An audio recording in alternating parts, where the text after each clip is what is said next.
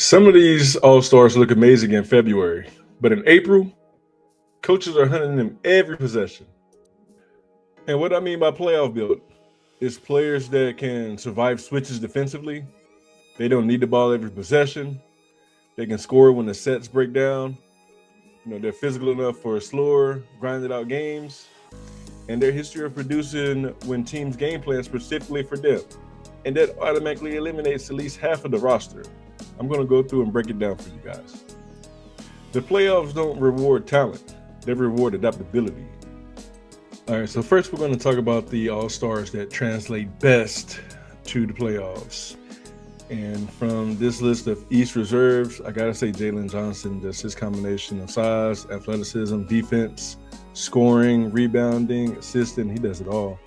So he would translate very, very well in the playoffs. Cat, so-so. Pascal's proven he can get it done in the playoffs. He's won a championship. Norman, he's won a championship, but we'll touch on him a little bit later. Scotty, meh. Jalen Duran, he is a freak of nature. He's a 7-footer that moves like a guard. And we saw last year in the playoffs that he could exceed expectations. So I'll definitely take him on my team.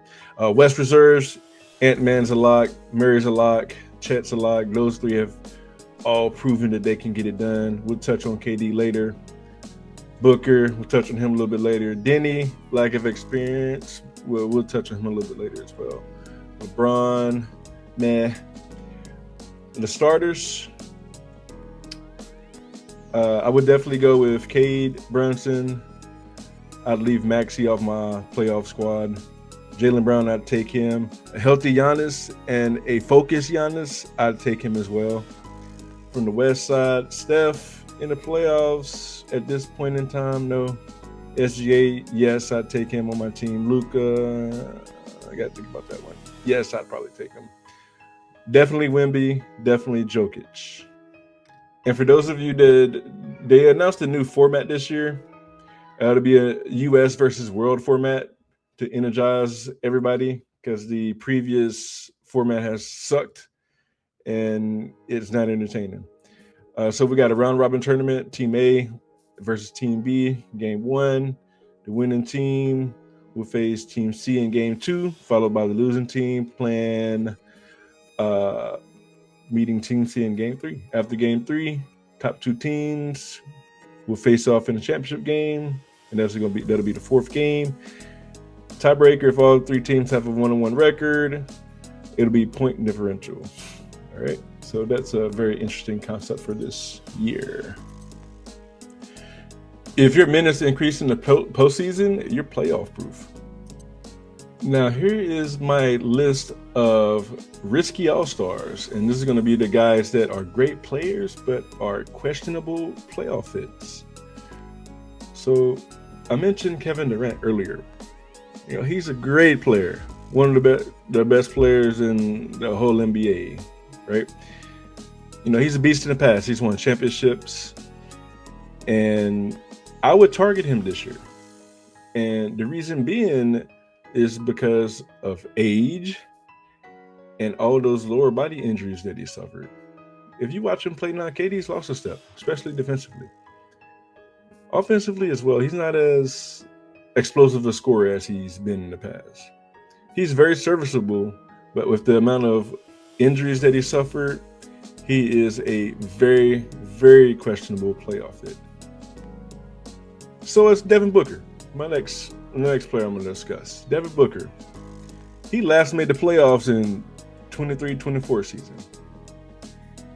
He has, in all of his playoff games that he played, he has a -46 plus or minus rating. -46. Let that marinate for a second. All of his playoff appearances have been with Phoenix. -46. Now, you could be a great scorer, but that doesn't equate to a great playoff player. And Devin Booker is the epitome of that. And back to his last playoff appearance, he only played in 4 games. And that should tell you all you need to know. If somebody only plays in 4 games in the playoffs, that should tell you all you need to know. Moving on to LeBron. Yes, he's the greatest player in NBA history, but that doesn't make him the greatest playoff player. His last two appearances, he's only played 5 games. 5 games in his last two appearances. So his team has been defeated 4-1, 4-1. 2 years ago, -11 rating. Last year, -41 plus or minus rating. That's telling me that LeBron is trending the wrong way when it comes to the playoffs. He's trending the wrong way. And he's been playing a lot this year. He's 41 years old. He's got a lot of miles in the tank. So when it comes to the playoffs, if he's not rested, you're going to continue to see that downward trend. I wouldn't pick LeBron on my playoff team this year. Those are my guys from the East, or the West, I'm sorry. Now let's take a look at some of the guys from the East. Spider. Now, Spider has played 63 playoff games, and he has a, drum roll please, -9 plus or minus rating. -9. Now, granted, some of his games were with the Jazz, and they're perennially a bad team. They had a few good years when he was there, but they're typically a bad team. Right? So I would target Spider. He's one of those guys that are going to have a high volume of shots, and if he's not hitting, he's going to shoot your team right out the game, as he's done in the past. His defense isn't the greatest. Over the last few years, he's been getting his teammates more involved, but Mitchell Spider is a shoot first, shoot some more, and then shoot even more later type of player, and that is not detrimental to winning in the playoffs. Norman Powell. Now, Norman Powell has an NBA championship. He won one back in 2018, 2019 with Toronto. During that run, he only averaged 16 minutes a game. And it was 6 points, so he wasn't a big factor. He wasn't a factor. He rode the coattails of Kawhi and some of those other guys that were there. I'm not taking him in the playoffs, not due to experience, because he's played 91 games. But he's a one-trick pony.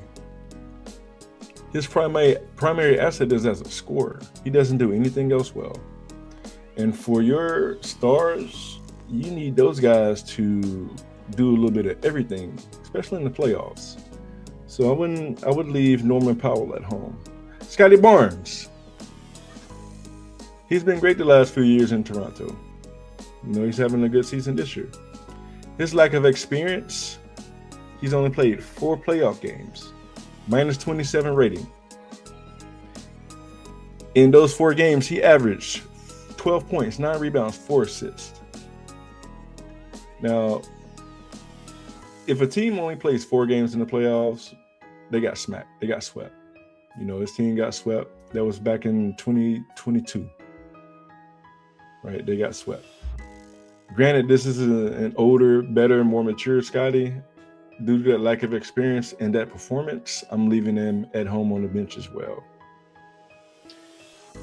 If this is Game 7 of the NBA Finals, who's actually closing? Finishing the game. Not coming out, no matter what. You got 5 fouls at the start of the 4th quarter. You're still not taking this person out. In the East, I'm going Jalen Brunson. He's a proven vet. He hasn't won big yet, but he's carrying the Knicks team in a wide open East. I feel like they are one piece away, maybe one more reserve piece, one more depth piece to help them out.